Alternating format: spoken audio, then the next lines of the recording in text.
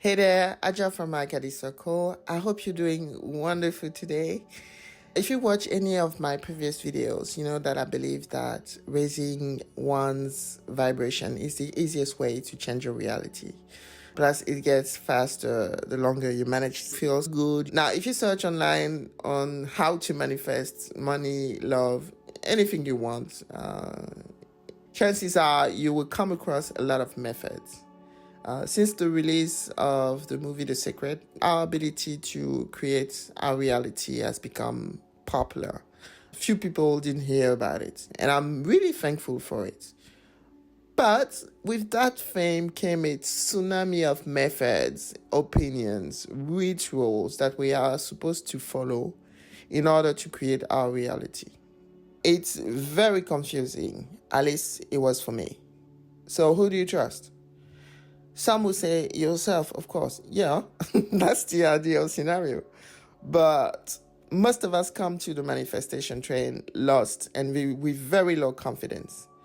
And I don't know about you, but when I come across a new concept, I usually start by gathering information on what it is, how it works. And that's when the issue starts when it comes to manifestation and law of attraction, because the process that was supposed to be as natural as breathing sometimes turn into dogma. But it doesn't have to be. Now, again, I always say that, but I'm just going to say it again. What follows is the result of me listening to what I intuitively know, my inner insight, my inner voice, my higher self, whatever you want to call it. It's some things that comes to me. I put it down, I write an article, and then I'm making a video out of it. That's all it is. So hopefully it will make sense to you. Let me know in the comment section. Now, the first immutable rule: creating a second nature to every single one of us. Period. I'm going to say that again. Creating a second nature to every single one of us. Every second of every day you create and co-create with others everything around you. And I do mean everything. Look around you, everything you see, you've created it, or you help someone create that. There's actually a physics theory that states that we live in a very advanced simulated reality. It's based on a 20-year philosophical theory of someone called Nick Bostrom. It's an academic from Oxford. I've heard about the advanced simulated reality theory, but I didn't know who was behind it, so I had to look that up. That's not my intuition, okay? Let's be serious. But when I heard about it, I'm like, it's not far-fetched. We are probably in the simulated reality. It's just that there's a creator consciousness behind that simulation. That's all I would add. Now, why a consciousness that created everything would need a simulation? What would be the point? Well, ask yourself, why do we humans create video games? That's a kind of simulation. What's the goal here? Some will say to have fun. Yeah, that's for sure. We have fun. But through games, we also experiment. There are things you can do in games that you cannot do in reality without consequences. You can jump off of a building. In reality, something you can do very easily in a game. You might die in a game, but you don't care, because that's not reality. And it's even better when simulation capacities of games are used in science to test hypotheses. A simulation can help you grow, expand, do things without paying the bill at the end. You try. If it doesn't work, that's okay. And I think the same applies to the universal consciousness that we are part of. Our true form is that of conscious energy. We have bodies that can be different: black, white, Asian, African, European, whatever you want to call yourself. But that's not your true form. Our true form is energy, conscious energy. So we can switch bodies. So now that you understand that we are conscious energy, let me start a bit of analogy here. In a game, you select a character. You want to be an elf, an orc, whatever you want to be. You make the difference between you and the character. Everyone does. Now, some people needs to be in a virtual space to feel alive. That's another story. But in the simulation of life, of Earth, of the universe as we know it, we select a character the same way anyone would do in any game. And in that character is a small part of what we call our soul or our higher self that can be contained in that physical body. When you play a game, there's some things you can do depending on the capacity of the game. You can move your character a certain way, but there's other stuff you cannot do because it wasn't programmed that way.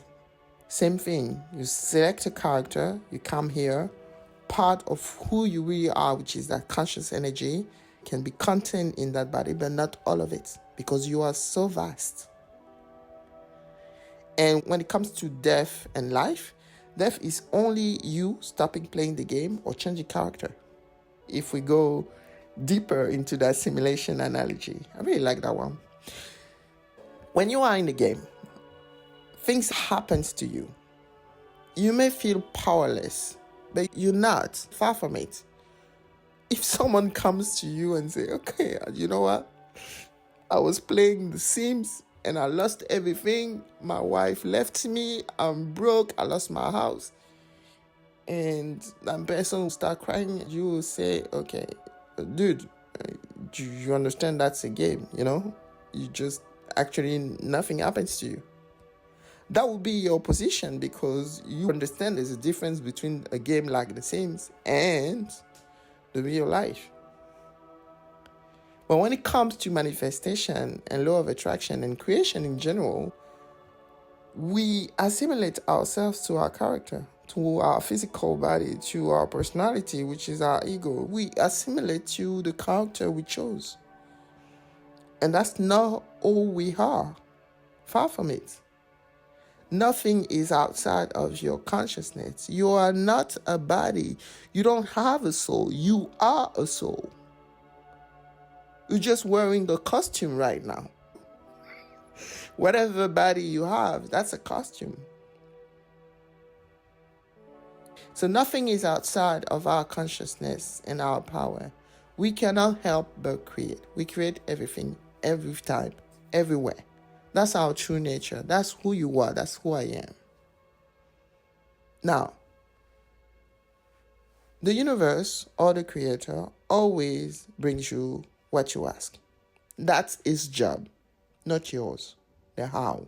I said that before in the previous video. And the universe cannot say no, because you are one with source consciousness. And most of all, the universe loves you and wants to help you all the time. If you believe in your own power, yeah, that's good. If you believe in something else, you're lending your power to something else. But at the end of the day, it's still your power. It's not a skill you need to acquire or train. It's not something you need to learn. It's something you have, period. You might be using it wrong right now. Yeah, maybe. Or you might be using it to attract things you don't really want. That's possible. But it's something you have. You already have. It's who you are. And the universe will always bring you what you ask. And if you're not living the life you want, like I was for a while and still am in certain ways, you might want to check what and how you ask. I have another video lined up for that. I will go deeper in details, but I just don't want to leave you on a cliffhanger. That's not my style. The universe do not respond to words. What you speak, you say, if it's not backed by a strong mood, strong emotions, strong belief, the universe won't listen. So you can say drop dead to someone.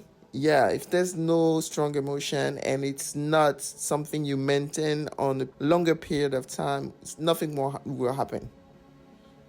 But if you have those strong emotions and you say drop dead and you're thinking about that person dropping dead, you might attract some stuff. Maybe not to that person directly because, yeah, that person is free to do whatever that person wants. I want to leave you on a positive note here.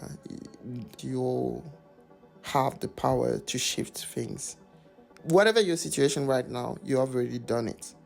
Even if your situation is bad, you know that you've attracted those things, though you can shift things around. That's the message I have for you today. Thank you for listening. Until next time, take care.